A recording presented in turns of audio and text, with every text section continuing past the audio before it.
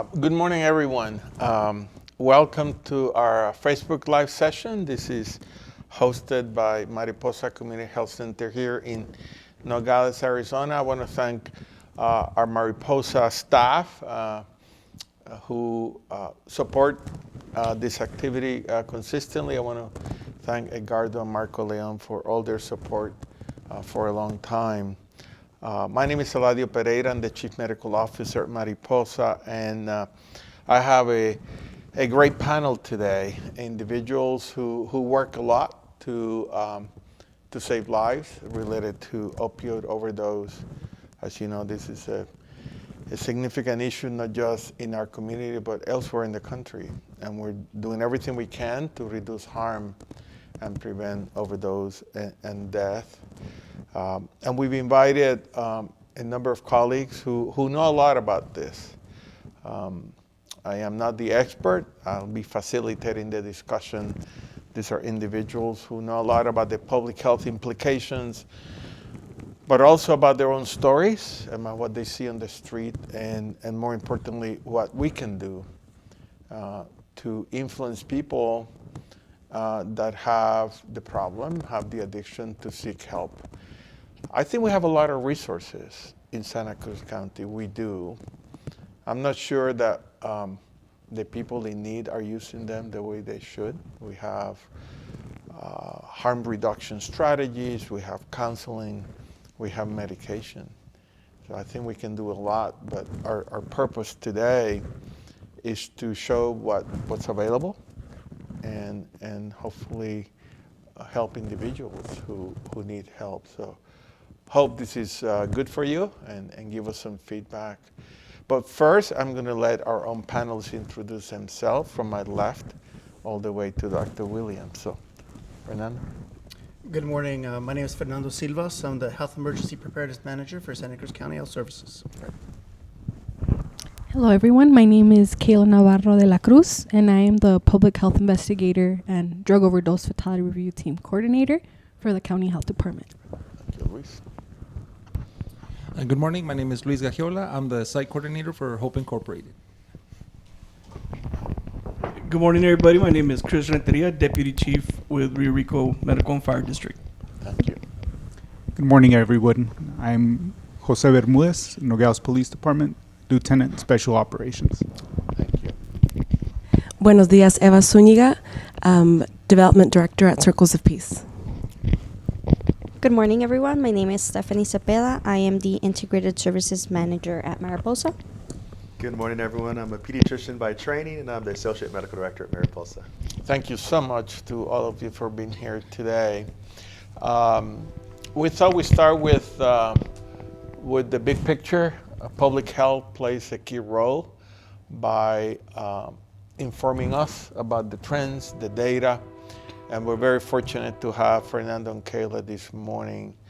So the first question is, what are the recent stats at the state level? What do you hear? What are the things that we need to learn? And there's a train right behind us, but it's all good.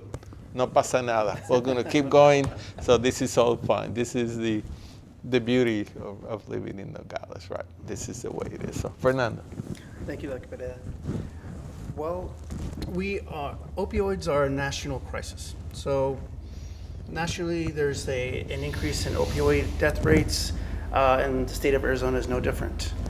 Kayla's going to give you a little more detail here in a second on specific data, but I can tell you that in Arizona, our rates have almost tripled since 2016. 2016, the state was looking at approximately 800 deaths, opioid-related deaths per year, and now at 2023, we're almost at 2,000. Okay.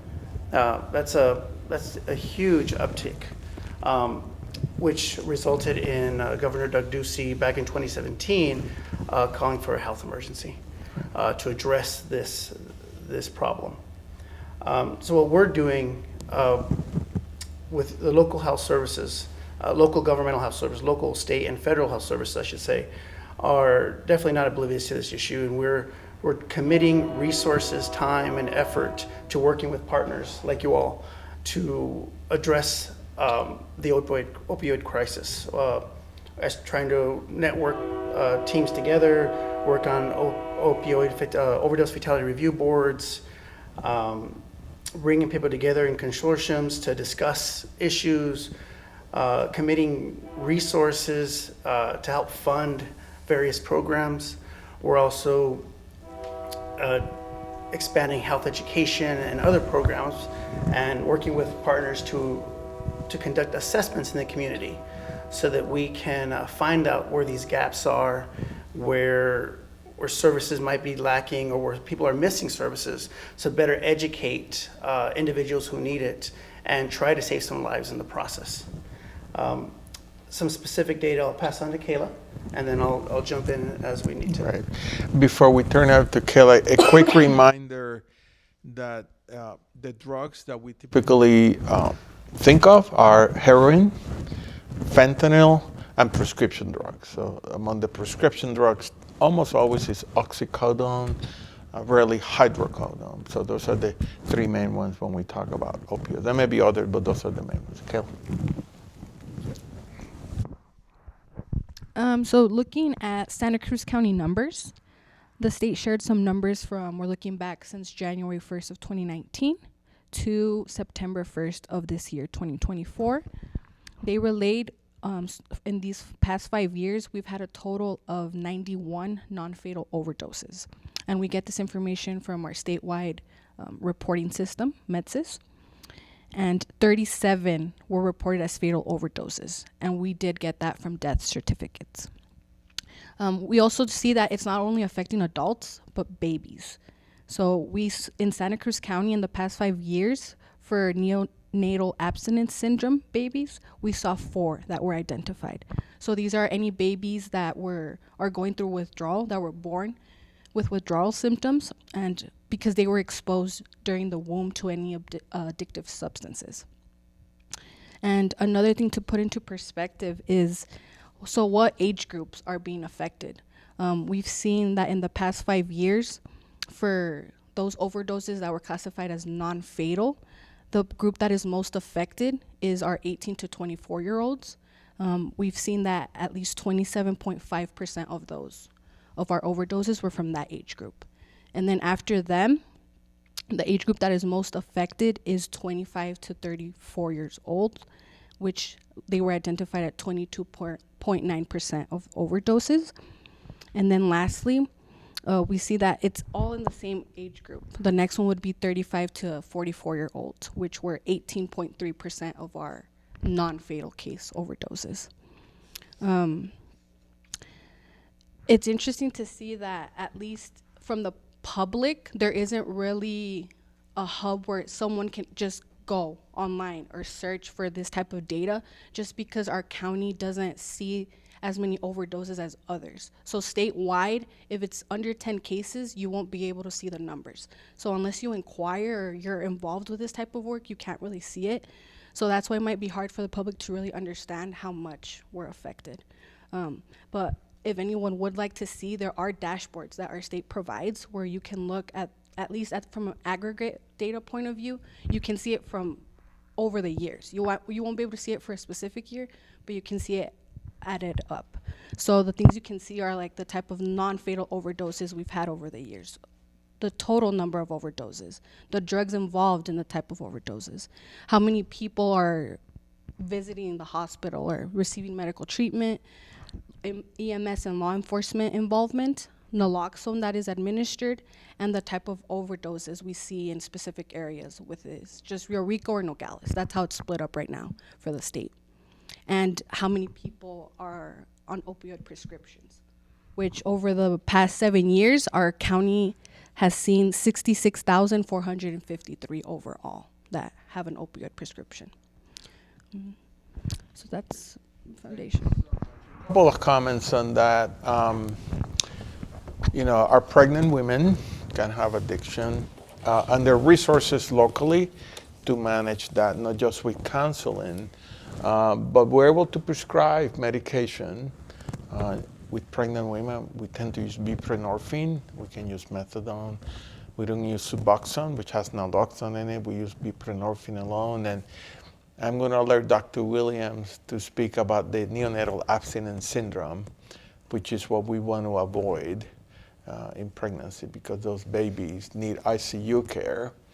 But if we're able to recognize opioid use disorder in pregnancy, we're able to treat them, use medication, and reduce drastically the risk of that syndrome. So I'm going to let Dr. Williams at the end kind of touch on what that looks like and the risk factors. So I want to make sure we do that. I think a lot of the issue with non-fatal is the availability of naloxone. I'm going to have Deputy Chief and Lieutenant talk about the availability of naloxone, which should be widespread and used on anyone essentially who's unconscious on the street, and because he has no harm. So I was going to touch on that non-fatal also. Yes. Yeah. Because that obviously has increased along with, we're talking about deaths right now, and it's tragic, but it's like someone said, you being the near misses. The near misses. That we have to try and reach out to, and that's what we're working with some of these partners, all these partners for, is to try and reach those near misses to try and prevent these deaths, because those near misses statewide are in the thousands. Yeah. So absolutely. they're definitely the group to get to. Thank you for that, the public health perspective.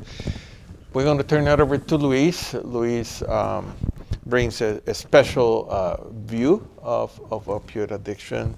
He works a lot with individuals who need help at Hope. So I'm going to turn it over to Luis to give his view, his story, and I think more importantly, how we can convince individuals who have the problem to seek help, whether it's Mariposa, Circles of Peace, Hope, even contacting the health department. You can make a referral to us. But I think Luis has his perspective. So Luis, welcome to our panel, and tell us your story.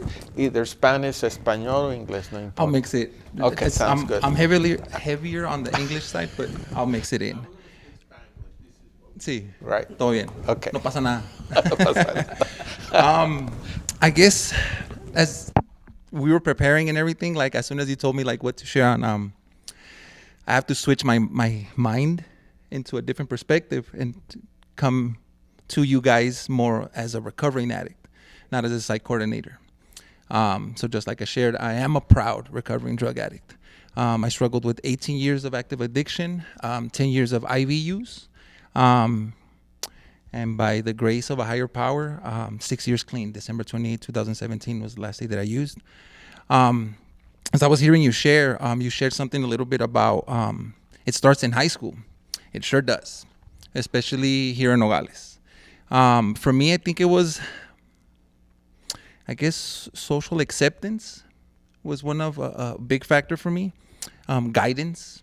I come from a blended family, so I had a stepfather, loved to death. But just growing up, like I was always looking for that acceptance or that kind of adult figure to guide me. So in high school, I got to say I was off and on, experimented here and there with like different substances, marijuana, cocaine. But it was my senior year where I decided, I was like, you know what? I played sports, from elementary all the way till now. I played in band. I come from a good family and everything. I was like, you know what? I'm going to party. I'm a senior. I'm going to party. And that's actually when my drug use started. I can honestly say that the plan was to only use in the weekends or on occasions. And to be honest with you, for the most part, I kind of withheld it at that level when I was here in Nogales. But when I moved to Tucson, early 2001, it became a daily thing. So I went from marijuana, cocaine, and alcohol. Actually, I had gotten into a street fight and got a tooth broken, and a friend of mine offered me prescription medication that he was prescribed, oxycodone. And he handed it to me.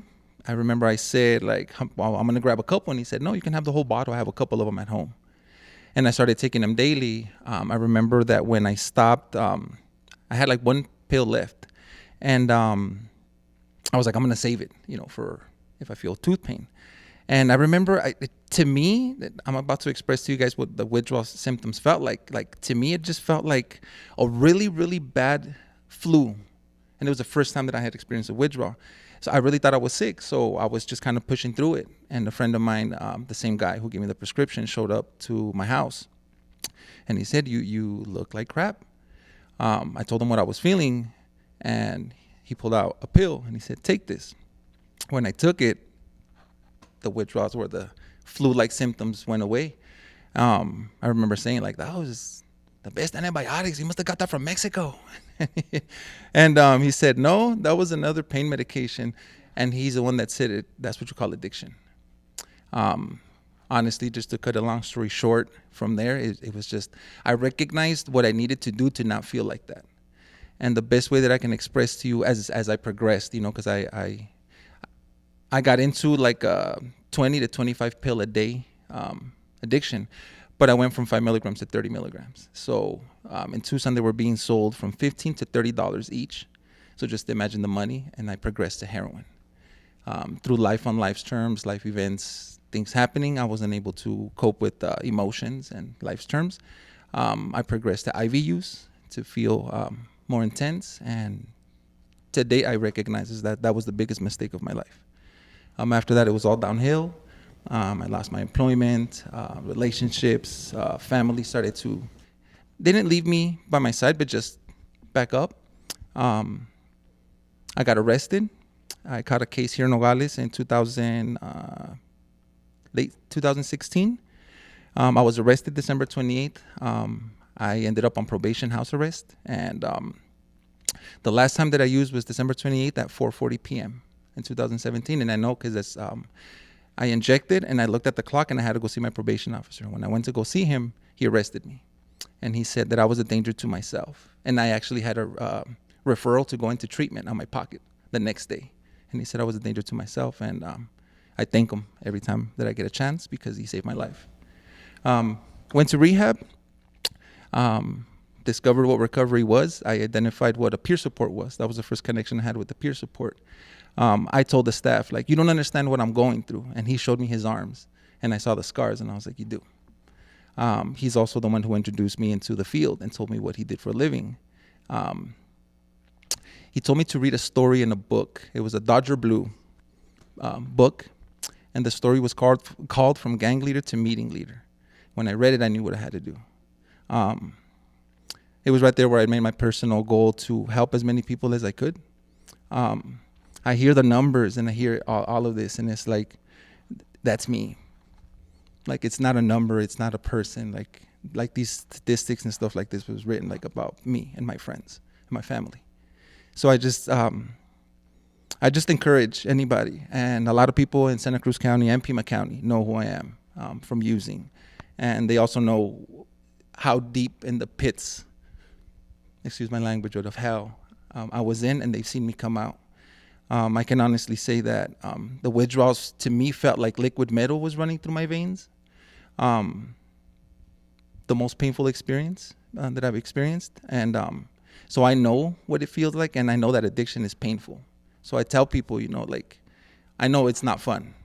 I know it's not fun. Waking up to thinking of how am I going to get money, how am I going to get the drug, and then dealing with the people who are trying to screw you over, because they need something as well. I don't judge. I did it myself, but I know it's painful. I know it's painful, and I know for a fact that there is another way of life. Just right here, it's an honor sitting with you guys, coming from a recovering drug addict that people would look at me in the streets and call me a junkie, a gang member. And now I sit with, pillars of the community, and it's an honor to sit here with you guys. And I honestly tell people, there is another way of life. Just reach out to me. If anything, for a fact, I got scars in my body that will keep me from judging, and I encourage everybody to come in. Thank you for sharing your story. I know that it must be painful at times, but at the same time, you're very proud of being able to contribute now. You mentioned the negative consequences. You mentioned a few. Can you expand on that? What were the negative consequences that you saw as a result of your addiction? What happened that you said, this is really bad? What were those negative issues? So, well, there's several because when you're in addiction, we carry a shovel. So we say we hit rock bottom and then we dig. You know, so there's different situations, but I gotta say, the day that I experienced the withdrawal, where I thought I had the flu, like that was the first time I recognized addiction, what it was, right? I didn't look at it as a negative consequence. The first time that I actually saw like a negative consequence, so it's funny because as a kid, like you ask people like, what do you want to be when you grow up? And people say, I want to be a police officer. Well, both of my kids want to be police officers. Want to be firefighters. I want to be an astronaut and this. And if you ask me as a kid, I wanted to be famous. So I didn't care if it was through football, through music, or I just wanted to be famous, right? And so even growing up here in Nogales, like I worked a lot in music. I wanted to be a rapper. And when I got to Tucson, I took it very serious, where I started investing money. Well, I ended up building my own studio, right? And I had my own studio, all my equipment, and all my hopes and my dreams. Everything that I've ever dreamed of was at the grasp of my hand. I was opening up for big artists in Tucson, like doing shows, like starting to get recognized. And through my addiction, as you start to get deeper into your addiction, well, at least me, I lost money, I lost my job, right? And so once I didn't have those two things, I needed to maintain my addiction. So I started to sell my things, my belongings, right? So the first things you go for is like TVs, gaming consoles and stuff like that, right? So when I was done with everything, all I had left was my music studio. And I remember going to a pawn shop on 22nd and Cope, Pawn USA. And I walked in there and I took my studio and I placed it. And I was sweating, I was withdrawing, and the guy said, I'll give you $80. And I had thousands of dollars worth of equipment. And I was like, you can't give me $80. And he said, if you want what you're looking for, you're going to take $80 for all this equipment. So my biggest consequence is selling my hopes and my dreams. If we have hopefully lots of people watching this. Some of them probably have opioid use disorder. They're struggling with that. What would you tell them in terms of accessing the resources that we have? What would you say to them in terms of help? What would that be? Well, one, the help is there. An issue that me and my family had, my mother as well, because like some other people here, like I've been to all agencies here, is that we didn't know that the resources were there. But then again, I wasn't paying attention. I wasn't looking for the resources. Right. So what I would say is that the help is there for both, for families and for the person struggling with addiction. Yeah. I would honestly say that every single one of these places, I've learned from from Circles, from Pinal, from Mariposa, like I was everywhere. Right. Everybody gave me they planted a helping seed. And it was like a process. But I would honestly say is grasp to the person that you trust the most, and then help them navigate you through the system. And we know that help, whatever that is, counseling, medication, will help you restore your life. Right. You restore your relationship with your spouse, your children, you can gain employment, and things get better. But the first step is to acknowledge, acceptance, make a diagnosis, and get the help you need. And surrender. Yeah, great. Thank you so much for that. Appreciate that. Now we're going to go to our emergency colleagues. We have Chris Renteria, Deputy Chief, Rio Rico Fire and Medical, and Lieutenant Bermudez with Nogales PD. They take a lot of calls from the community. You see what's out there. You're in tough shape sometimes when you see these individuals. They're not doing well. You help them in various ways, not just by maybe administering naloxone, but transporting to the hospital to get help. So we want to hear from our first responders. What do you see, and what do you do to help these people? And also maybe acknowledge that once they get that initial help, there are other referrals that those people should get to be able to help them. So we're going to start with Deputy Chief about his story, what happens in Rico Fire. You take a lot of calls, right? Yeah, correct. And again, good morning, everybody, and thanks for having me and the rest of the people here on this panel. I'll share with you guys a little bit of very similar to what Kayla shared, and this is the data from Rio Rico Fire. So, we started data collecting, and we've kind of been improving our data collection from May 1st of last year. So I'll briefly share with you some of our statistics. From May 1st to actually this morning, we responded to about 3,000 911 calls. Of those, 32 have been an opioid type incident. 3 of them have been incidents where the patient was in cardiac arrest. We've administered Narcan or naloxone on 12 of those incidents, and we actually had, from those 3 cardiac arrests, 3 patient survived encounters. So, we were able to respond accordingly, act, and had this kind of successful outcome, which in turn gives us the ability to then try and connect them with resources to get them the help that they need. Especially this past year, what we also started tracking was Narcan or naloxone being administered before we arrived, and we actually had 3 of those incidents. The majority of the time, it's law enforcement getting there, and then we arrive, and then we kind of take over the patient care. But having a first responder or somebody in the community equipped with Narcan to be able to administer before the 911 call or before our arrival increases that survivability on those incidents. So that's kind of on the incident side of where I come from. I'll share with you all that there's 4 incidents that stick out in my mind. I worked with Nogales Fire for 21 years, and especially towards my final 2 years there, we saw a dramatic increase in opioid incidents, opioid overdoses, opioid cardiac arrest incidents, and it's very much in line with the data that Kayla shared with us.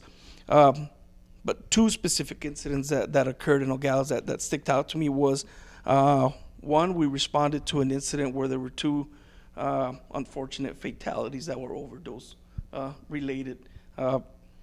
They were beyond cardiac arrest. There no resuscitative efforts could be done, but it is not typical to have 2 overdose deaths in the same building or room. Typically, or not typically, but a good majority of the time, it's a single patient type encounter. So that one always stuck out in the back of my mind. The other one we had, and I actually didn't respond to this one, but we started the Safe Station program, and I'll kind of talk about that a little bit more in a bit.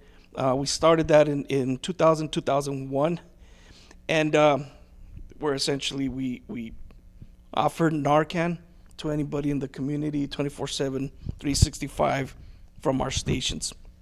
Well, it was about a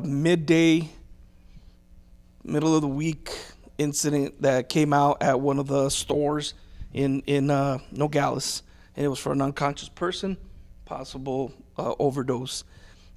When our crew got there, somebody had administered Narcan that we're assuming, received either from a training or from one of the safe stations, acted. They didn't know the person, but acted, administered the naloxone, and that turned into a survived patient encounter. So that kind of shows the effect and the positiveness of that type of program. The other 2 calls that stick out to my mind, and they happened in Rio Rico, was we got called out for a juvenile, actually a toddler that was unconscious, unresponsive. When the crews got there, actually law enforcement got there, they administered Narcan. Narcan started reversing the overdose on it, and that also became a survived opioid encounter. What was significant is we know we're on the border town, and we know there's the crossing of drugs, right? So at this particular house, I think they were repackaging drugs to then sell. Fentanyl looks a lot like Skittles or candies, and so the 2-year-old found it, picked it up, ingested it, overdosed on it. Unintentional, right? And I think that's part of everybody assumes that the opioid or fentanyl overdoses are because of a choice of somebody using, but there are also those incidents where, a toddler finds something that looks like candy, ingest it, and then that outcome occurs. Or, people are prescribed pain medications, and if those pain medications aren't secured properly, somebody could get into those containers, ingest them well, and then it's an unintentional overdose incident.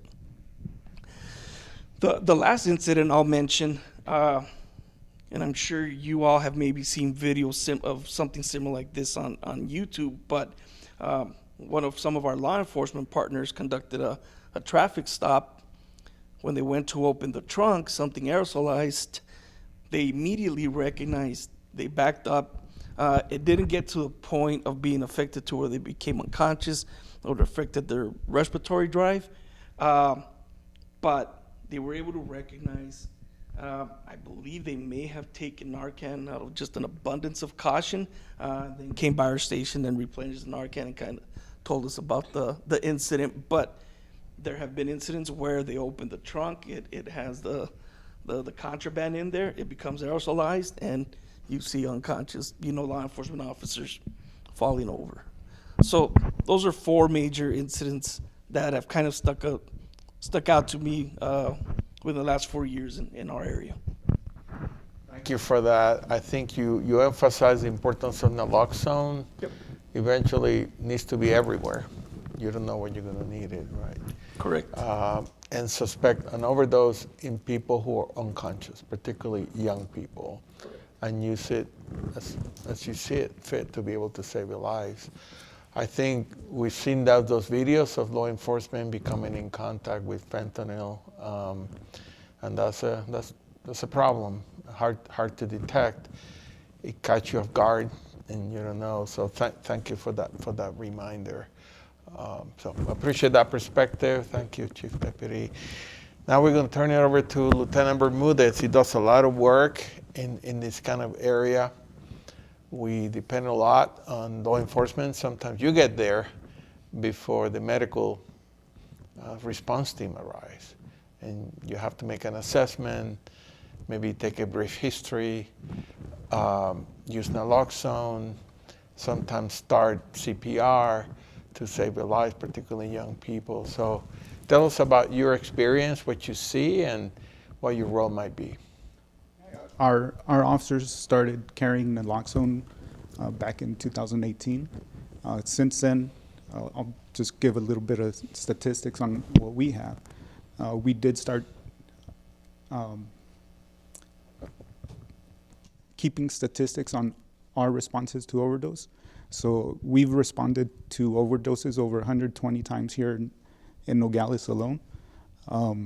We've administered naloxone over 100 times to people going through overdoses. So our officers have seen it since 2018 pretty much almost on a weekly basis. Our officers get there. Obviously, there might be a little bit more information that it is a possible overdose from the 911 caller. It could be anybody, a friend, family. They see it. They let us know that it's a possible overdose. So our officers already have the naloxone ready to go. They get there, they assess.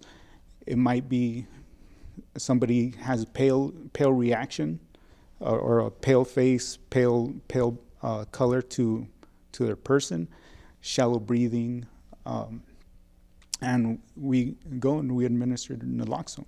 Sometimes it takes effect right away. Sometimes you need a little bit more, but we stay with the person until our fire department can get there, better assess what's happening, and start giving them medical attention that maybe we can't provide right then and there.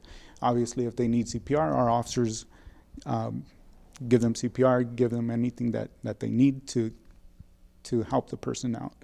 But it's something our officers have been carrying with them since 2018. And at the height of this problem, in 2021, we responded to 50 overdoses. We've seen over 10 fatalities. And we administered naloxone in that year over 35 times. But it's something that the community sees every day. Well, we see every day, but not necessarily the community sees it.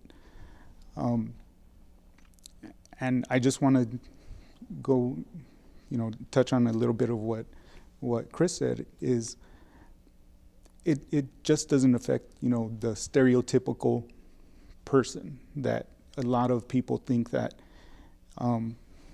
it's just, somebody like what he said, oh, it's just a junkie on the street. It's not. It's a person. They have a family.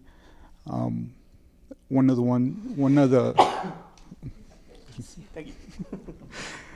the fatalities that I responded to when I was out on patrol is a person had an overdose. It was a fatality, but it wasn't just them alone.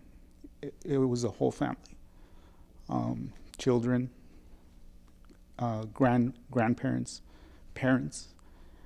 They were all there in the house when it happened. So you get there and it's emotional. Everybody's going through what just happened, but it affects everybody. If it affects the families, it affects the police officers that respond, it affects the fire department that goes over there, because it's trauma that they see that the family's going through. So it carries over to what we do. And, once it's over, we have to go on with our shift, go do other things, respond to traffic accidents, but that family is going to still be dealing with it. So one of the programs that we started, we saw all the needs that we're going through, that the community was going through. So we identified key partners to help with this situation. Our MPD Cares program puts our officers, gives our officers the resources they need to refer these families for help, whether it be a person on the street that is going through substance use issues. We partner with Hope, Circles of Peace, and let them know that, hey, there's help. If it's a family that is going through these issues with a family member, we let them know, hey, there is help, there's resources, and we put them in touch with people that could help them out. So we recognize that it's not just one organization helping out. I think it's a collaborative effort between all the community organizations. I think we're here today to emphasize that resources are available. So if someone is either watching this or listening and you're struggling, reach out to any of the organizations here, represented here, because there's help.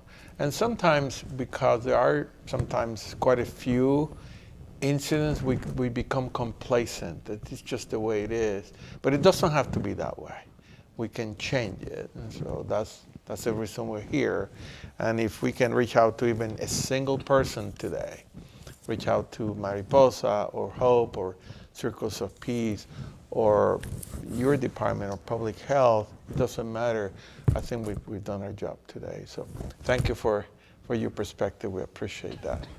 So Circles of Peace plays a key role in our community. You do a lot of work, extremely welcoming, just a lot of good work there. So I know you're essential to this. So I wanted Eva to share her perspective.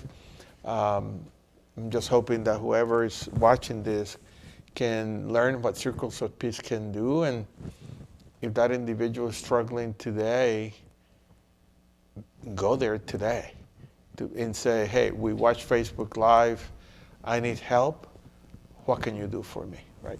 Absolutely, and I think that's maybe my role, excuse me, on this panel, as is Circles of Peace's role in the community, to inject a little bit of hope that there are resources and that there are solutions to, maybe the needs that you're having, whether they be substance use disorder or if there's intrafamily violence.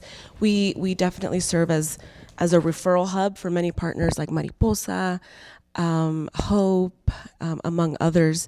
But Circles of Peace has been working in substance use prevention since its inception, really. We didn't come on the scene 20 years ago, doing opioid prevention and youth prevention, but we did, after going through a series of research and evaluations on the efficacy of restorative justice work, we realized that the work that we were doing not only was beneficial in treating interfamily violence and family situations, but also the issues that were causing those maybe violent situations or that chaos within a family system. And many times it is substance use disorder or addictions that have been really cycles and chains in families.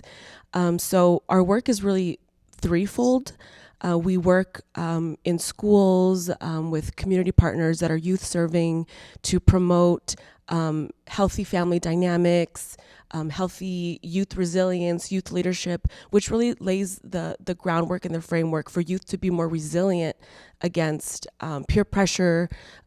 Luis mentioned it, you did as well, Doctor, that a lot of the substance use initiates in early adolescence. We're seeing it lower and lower, especially in communities like ours. We're seeing in the recent Arizona youth survey, as low as 6, 7, 8 years old, youth are having their first sip of alcohol, or they're experimenting with drugs like marijuana, and that snowballs very, very quickly. So our programs are evidence-based, and they're free to the community. So if you have a youth that you say, I think all youth need to be resilient. As an adult, we need resilience to overcome challenges, but youth especially, they're going through so many biological things that are very appropriate, but they don't have the skills innately to overcome peer pressure and to resist, drugs and so we have those programs to be able to support the youth as well as the families, because as you mentioned, Lieutenant, the families go through these situations with the person who is in addiction. It's not just, many times we hear these things and we get overwhelmed, or we're like, oh no, we want to go directly to our children and tell them, don't do drugs, or don't do this, don't do that. But that's not really the best way to do it. But most of us will not form an addiction in our lifetime. That's just a fact. But most of us will know someone who is struggling or is going through an active addiction. And it's all of our responsibility to know where the resources are, how they can receive help, and really point them in the right direction so that they can really rebuild their lives and recover from these really destructive behaviors. And we believe that starts in childhood and adolescence in the family system. So we do a lot to strengthen the family system, as well as in our treatment programs to support individuals who are going through the justice system, so that, yes, they can comply with the requisitos of the court, but also rebuild their own lives, whether that be with resource navigation, helping them get jobs, working alongside Hope to help them navigate through the system and through their recovery process, but also rebuild their lives and rebuild their families, because as it's a principle of restorative justice that when a law is broken or when there is a harm done, it's not like the law book is crying like, oh, you hurt my feelings. It's a family that's affected. It's relationships that are harmed. So it's relationships that need to be restored. So if there's anyone out there who, whether you or yourself or you just want to know more, I definitely invite you to Circles of Peace. We're on Morley Avenue. And if we don't have the resource, we partner with, I want to say, mostly all of our community organizations. We're stigma-free. We really operate through a trauma-informed lens, which means that we don't just tell you where to go, we walk with you there. We'll los acompañamos en su proceso. We have women support groups, youth leadership, youth resilience, and a large network of community partners. The Santa Cruz County Drug-Free Community Coalition has been working on substance abuse prevention and youth prevention since 2012. And more recently, we've also partnered with SOSA, which I know Stephanie will talk more about. But there are a lot of community resources, as you mentioned, Doctor, and the community we are waiting for you with open arms to come and utilize the services that we have. And if anyone is struggling today, they can show up. Yep. Just no walk appointment in. is needed. Yep. We have a family support specialist ready to No support stigma. you. No. Tell us what you need, Yep. and we'll find the resources Absolutely. locally. And I think we can handle most of it, Yep. Either through the psychosocial model, the medical model, Absolutely. whatever. Great. Thank you for sharing that. We're going to move to Stephanie in Mariposa. We're doing some work with SOSA, and then we use medication to treat opioid addiction in terms of reducing the craving, reducing overdose risk, restoring lives. These people can get back to normal, really, with medication. It's remarkable. It's like a switch. So, Stephanie, can you tell us about the role you play, and then we'll turn it to Dr. Williams to speak a little bit about the diagnosis, and then remind you about the neonatal abstinence syndrome. So, Stephanie? Yes, thank you. So my job is to facilitate treatment services for opioid use disorder patients at Mariposa. I'll be switching the conversation a little bit to Spanish for that audience too. Mi trabajo no pasa nada. Es nuestro dicho. Mi trabajo consiste en brindar servicios a pacientes que quieren accesar al tratamiento de opioides en Mariposa con alguno de nuestros proveedores médicos. Mariposa ofrece un medicamento llamado Suboxone que se usa para tratar los síntomas relacionados, entre comillas, la malía y controla la necesidad de querer usar específicamente opioides. Es también para controlar, son medicamentos, es medicamento eficiente para controlar los síntomas que vienen con la malía también.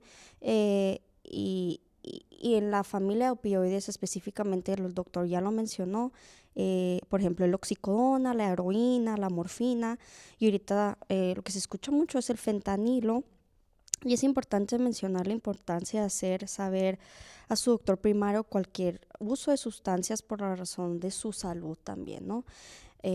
Porque el uso de sustancias afecta inmensamente la salud física y mental, y porque también hay ayudas disponibles en nuestra comunidad, sea para sí mismo o para algún familiar. Entonces, empezando estas conversaciones con su doctor médico es sumamente importante para empezar un tratamiento. Eso es lo que mi trabajo se enfoca, es ayudar a agarrar ese tratamiento inicialmente con el medicamento, ¿no? Que se llama Suboxone. Hace 5 años creo que nuestra comunidad no tenía los recursos disponibles, ¿no? Para el tratamiento o para la recuperación de esta enfermedad, porque pienso yo, y me pueden corregir también en algún momento, que lo que comenzó por una decisión, en algún engaño a sí mismo, en tener el control sobre cualquier sustancia, cualquier droga, se convirtió en una enfermedad, ¿no? Una enfermedad que alteró el funcionamiento y la estructura del cerebro, al igual que alteraron ciertos comportamientos de forma repetitiva de quien empezó a consumir sustancias por una decisión. Siempre les doy un énfasis a mis pacientes en lo que consiste en empezar un tratamiento que, claro, se empieza con el medicamento Suboxone, como lo mencioné, para poder estabilizar a pacientes con los síntomas relacionados con el consumo de opioides, que por ejemplo son el dolor de cuerpo, los cambios de humor, ojo, no el cambio de comportamiento, de humor. Dolor de cabeza, vómito, diarrea, ansiedad, dolor de huesos, problemas respiratorios, la presión, el cambio de apetito, todo eso. Entonces, el medicamento, empezando el tratamiento, les ayuda a estabilizar todos estos síntomas para, claro, luego enfocarse en su recuperación en sí, ¿no? Pero también para empezar un tratamiento también consiste en una combinación del medicamento y también de terapia, y también le ponemos un énfasis en eso, ¿no? Porque su consumo de droga fue por una herida más profunda en la que se tiene que trabajar con los pacientes también, que la droga es solo a lo mejor una curita, una herida que tienen que sanar. La salud física y mental es importante trabajar para una recuperación exitosa, y trabajar la salud mental quiere decir que también se trabaja en los comportamientos de la persona, en los cambios que se tiene que hacer en sí mismo para una recuperación exitosa, y es cuando también usamos otros recursos en la comunidad. Mariposa sí tiene muchos recursos, pero también nos enfocamos inmensamente en referir a pacientes también para círculos de paz, para Hope, que es peer support, que es una ayuda inmensamente también en la recuperación de un paciente que está pasando por Opioid Use Disorder, ¿no? Y si usted pues se está preguntando si se podrán recuperar, mi respuesta en corta es sí, y esa es la parte de mi trabajo que más disfruto, que ver que sí hay esperanza para personas que están sufriendo de adicción. Ahorita Luis hizo un comentario, he said, "You don't know what I'm going through." Y es cierto, yo no sé por lo que están pasando, perdón, estos pacientes, ¿no? Y es lo que me pregunté inicialmente cuando empecé mi trabajo. ¿Cómo voy a poder ayudar a estas personas? How am I going to be able to help these individuals? Y lo primero que he aprendido o que aprendí es tener empatía.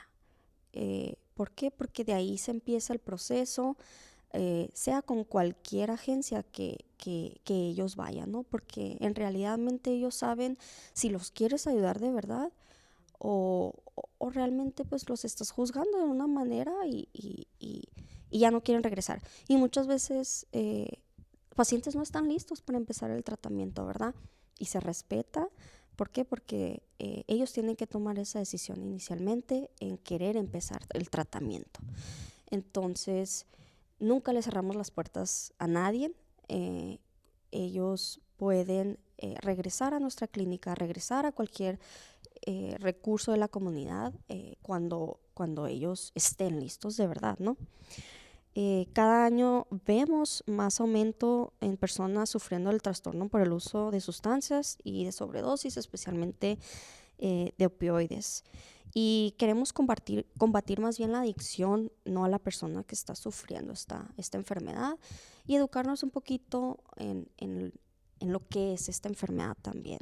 Mariposa también ha liderado un consorcio llamado SOSA, como lo mencionó, y desde el 2019 nuestro objetivo como comunidad ha sido colaborar entre sectores locales como agencias de la comunidad, agencias de salud mental, el departamento de policía, el sherifato, los bomberos, el sistema legal.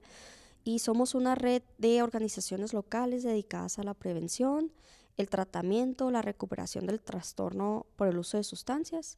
Cuando nos trae hoy en este grupo con este tema de crear más conciencia en nuestra comunidad y dar el mensaje que claro hay ayudas, y como comunidad y como agencias estamos trabajando para mejorar nuestros servicios y ayudar a nuestra comunidad. Voy a dejar Gracias, Stephanie. Quiero recalcar que el medicamento es muy efectivo. Es algo de equipo, un tratamiento es multidisciplinario, pero el medicamento es muy efectivo y los pacientes realmente pueden recuperar la vida que tenían antes. Y tenemos muchos ejemplos donde pacientes han perdido empleo, relaciones, y con el medicamento todo se recupera. So, muchas gracias, Stefan. Doctor, so we're going to finish with you about a brief comment about opioid use disorder and maybe the effect on neonate, and then we'll finish with a comment from all of you. No, of course. The one thing I want to mention is that, addiction doesn't just affect adults, but it also affects kids as well. There was a study in the Journal of Pediatrics in 2023 that estimates around 700 kids under the age of 18 die of overdose every year. So it's a big problem. And what was most concerning about this study is that the rates are actually increasing over the last few years. So it is a big deal.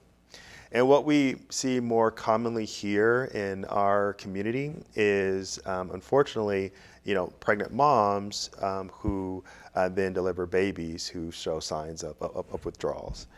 And, you mentioned it's called neonatal abstinence syndrome, where, it's a big deal. There's a saying in pediatrics that, whatever the mom ingests, so does the baby. And I think it's very true. There's many drugs, many medications that, of course, cross the placenta and affect baby.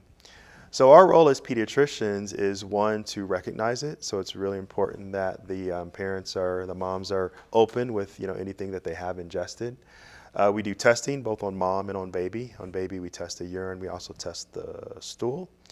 And then, of course, there is medication. So first thing that we do is that we want to use a scoring system to say how bad are the symptoms of withdrawal. So some of the symptoms that you'll see in the baby is irritability, increased crying, shaking, yawning.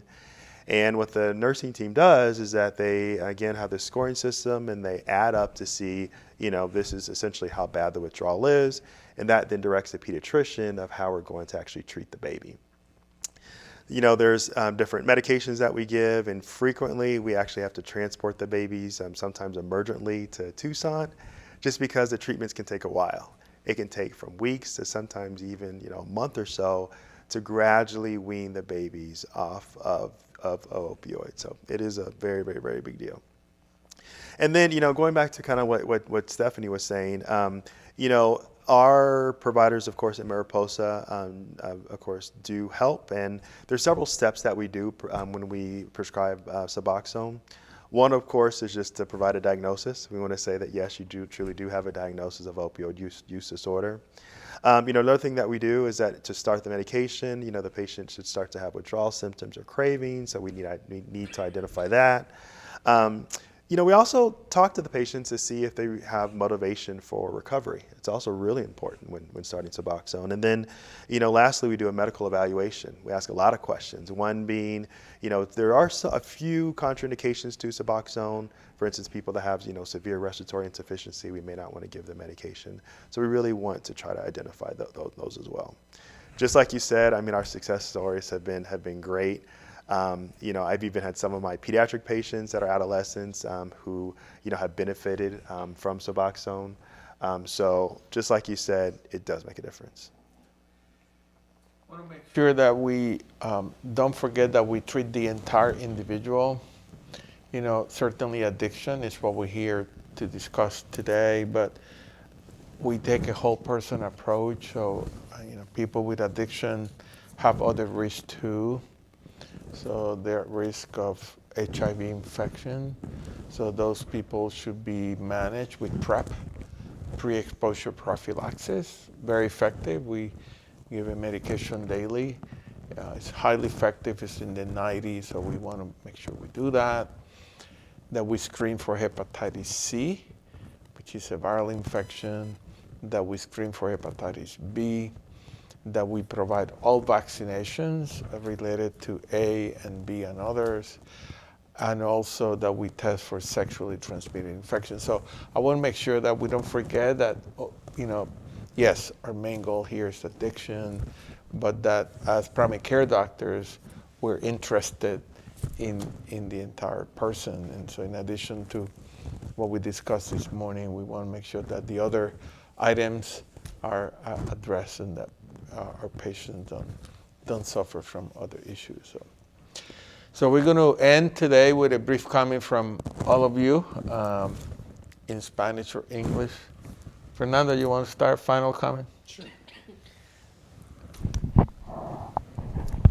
Well, thanks again for inviting me on this panel. So Santa Cruz County is committed to combating the opioid crisis by collaborating with our local partners. We're learning from all you experts that are on the ground doing this work. And we're hoping to continue to be a resource for partners and for the community for the foreseeable future. Well, as we can see, there's a lot of great work, a lot of great resources, and I just really want to thank all of you guys for the great work that you're doing and that you'll continue to do. Well, just want to say thank you guys for having me. It's honestly an honor. And to anybody listening, I just want to say that first and foremost, recovery is possible.